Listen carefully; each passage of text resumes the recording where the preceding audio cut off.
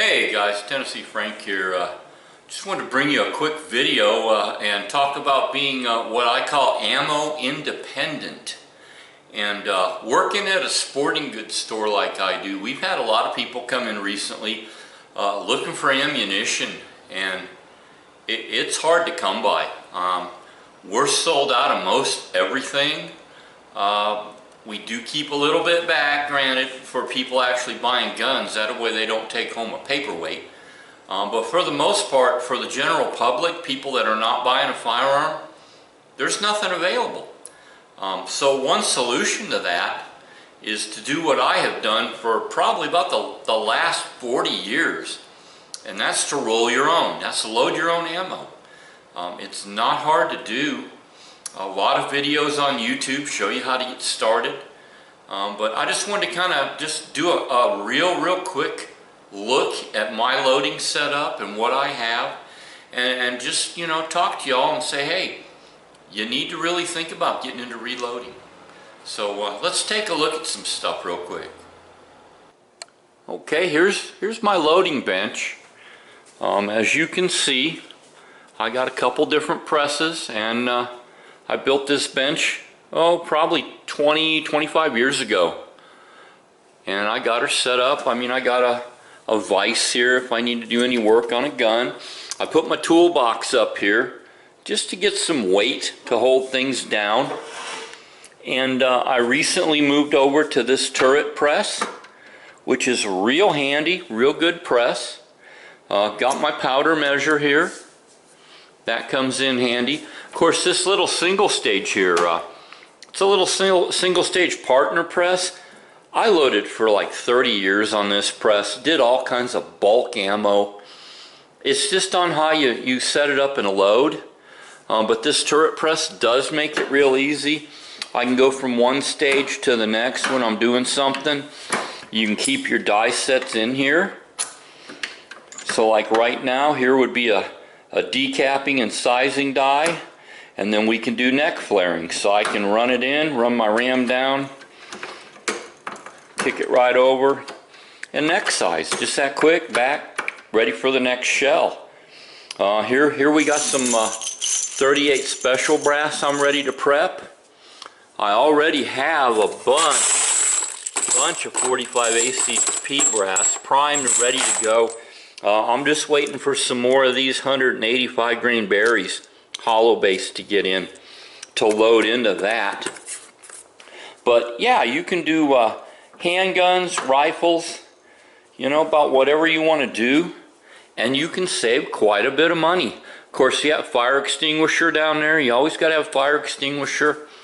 Got my bench here, various bullets, different loading die sets. I do have a shell holder chart, you know. But yeah, you can set up a loading area, get it all set up and dialed in, and get all your stuff here, and you can load a lot of good quality ammo. Not hard to do at all. I recently picked up this sweet little Pointer 1000 410 shotgun for dove hunting. Neat little gun. I mean, it comes up quick, points quick, 26-inch barrels. It is fixed choke modified, but it's a really sweet little gun. Only issue, we only had probably 10 boxes of 410 shells in stock. I bought 5, and then I went ahead and got another box later, but that's not really enough to get me through season. So what's my solution?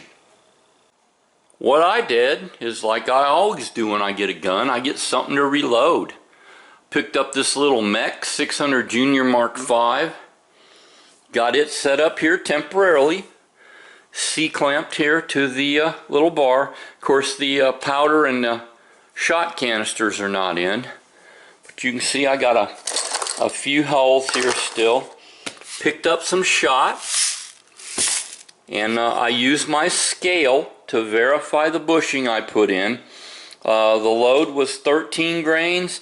The bushing's throwing 12.8, close enough. So here we are. I've loaded up 3+ boxes of shells. Got a few in here too, in this box. But yeah, I took these empty hulls over here, got some primers, got my powder, and loaded some shells up. You know, you can't find it, make it yourself. It's not hard. Half ounce of number 8s, 12.8 grains of little gun. So now I took empty hulls and I got 3 fresh boxes if I want to go dove hunt. So yeah, that's a good solution.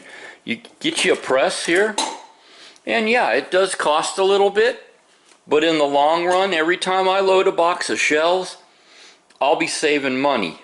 Even with a discount, 410 shells run $7.50 to $10 a box for me. I can load these shells all day long for about $3, $3.50 a box. So I'm saving more than half. Sometimes I'm saving 2/3 on a box of shotgun shells. So yeah, that's besides cost savings. You can roll it yourself, make it the way you want it, get the load you want. Let's say I needed some number 4s. Let's say I wanted to go rabbit hunting and wanted to run a half ounce of 4s. All I got to do is buy a shot and I'm good to go. So you can see through this real quick video, you don't have to suffer through this ammo shortage. Get out, get you a reloading setup, whether it's a good press or a, you know, shotgun loader. Set it up and load your own. You don't have to be a slave to the ammo manufacturers. You don't have to pay those high prices either. I'm probably loading a box of 9mm for about $5.50 a box. Like I was saying, on the 410 shells, I'm putting them together for around $3.50 to $4 a box.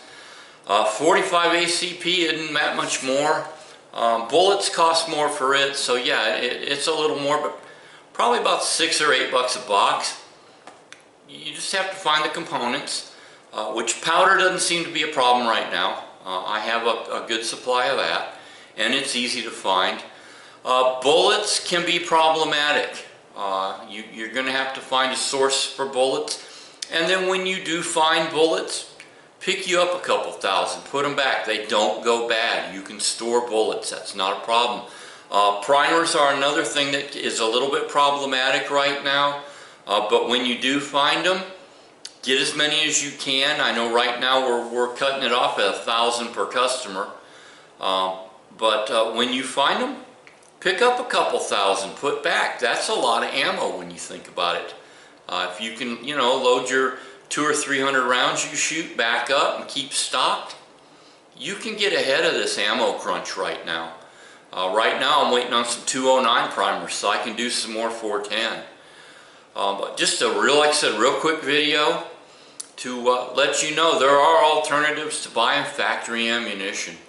So like I always say, either we stand up for our rights or we can sit by and watch them go away. Y'all have an awesome rest of the day. We'll talk to you later. Tennessee Frank out of here.